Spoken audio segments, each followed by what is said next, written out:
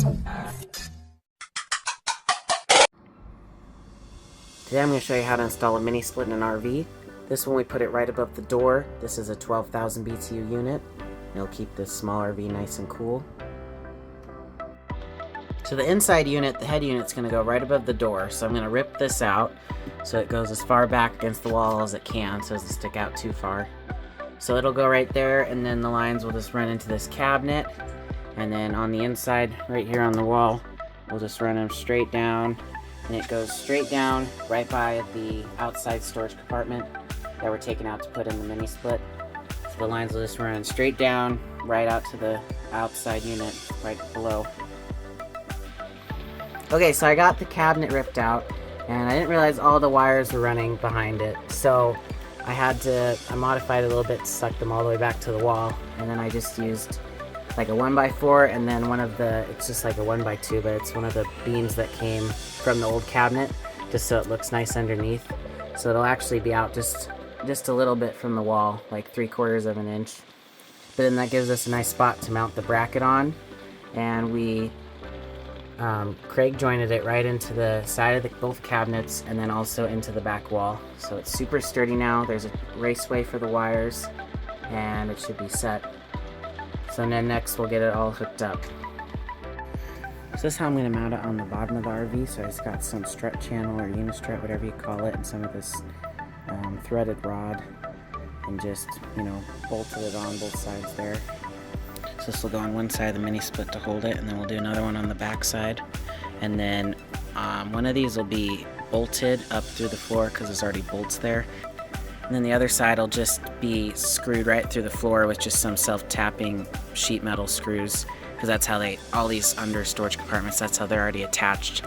They're just screwed right through the floor. Because it's pretty thick steel, so that's what we're going to do on the front side of it. And then we took out, so up here in the front of the RV we had 2 under bay storage compartments, so we took one of them out. You can see there's nothing back there, and so that's where this one's going to go. And then eventually we'll take the door off and we'll get a nice grill to go on it. But so we just took out one of the storage compartments, and that's where it's going to go. And it's right next to the door, which is right where our inside unit is. So the lines will just run straight down to the outside unit. So we got the 2 support bars mounted, so see the 2 unistruts up top. And this one has 2 bolts going through the floor. That one has 3 screws into one of the big beams. And then we just hung our threaded rod down, 4 of them. And then we'll have unistrut going across the bottom, like this. And it'll attach to the feet of the mini split. But it'll just go, let's have unistrut going across the bottom like this, attached to each one of those. And then the feet will be bolted to it. Okay, so I got all the lines ran. So the 2 refrigerant lines, the drain line, and then the communication line. So it comes all out right there, out the side of the cabinet.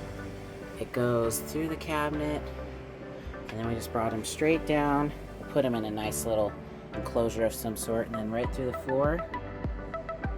And then this is the power wire running down. We just tapped into the old AC power in the roof and ran it down to it.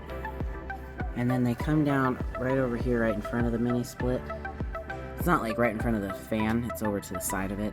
But so they'll come down right in front, we'll run them up along here. And then, because all our connections are over on this side, so they just come down, right over there. And then we're just going to run them right along the top here, and then bring them down to this side, because this is where all our connections are. That's one thing to keep in mind if you're installing one of these. You might want to have your hoses and stuff running up on this side.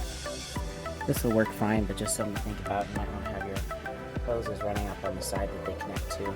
Ours, we couldn't run them here because there's a window, so that's why they're running right over on this side. So they come down, they'll run across, and then connect right up to the unit, and then the drain just goes right out the bottom. So now we got all the lines running and everything. We're going to hook up the indoor unit. We're going to hook up the head unit, and then we'll hook up the outside unit next. Okay, so we got the inside unit hooked up and the outside unit. This is what it looks like all put in place.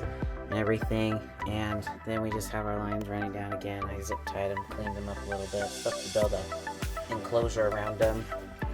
I got this cabinet put back together.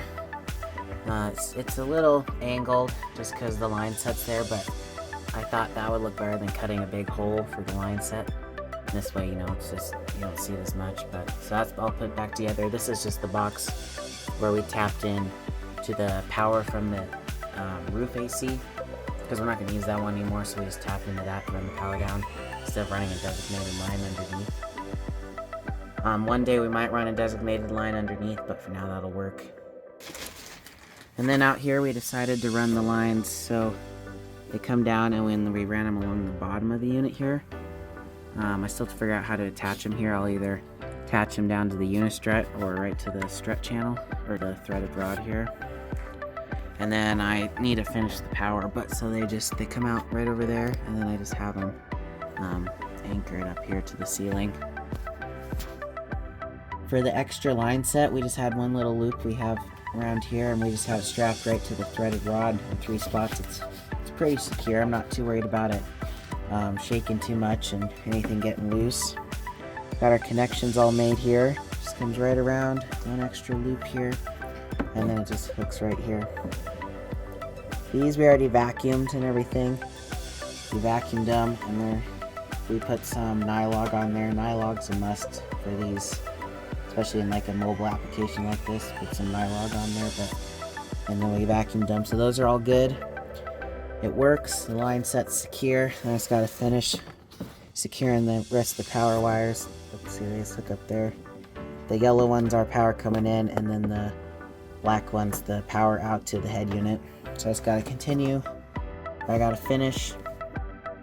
So I just got to finish hooking those up, securing those. The line set, feel pretty good about it. It's pretty secure. This is what it looks like under here, all finished. It's hanging on the unistrut. Okay, so this is what it looks like when it's all installed. So here's the inside unit mounted above the door. It fit perfectly in here, and this is a 12,000 BTU. So it fit perfectly right above the door. It looks nice underneath. You don't see anything under there. And I still got to make a chase for these wires right here to run through. But this is the inside unit, and I'll show you what the outside unit looks like. And then this is how it looks on the outside. This is where I had a matching door, matching cubby, and I just took the door off and I mounted it back there. You can see the unistrut hanging down a bit, and then I just put this plate on there. So that's what it looks like all finished and installed.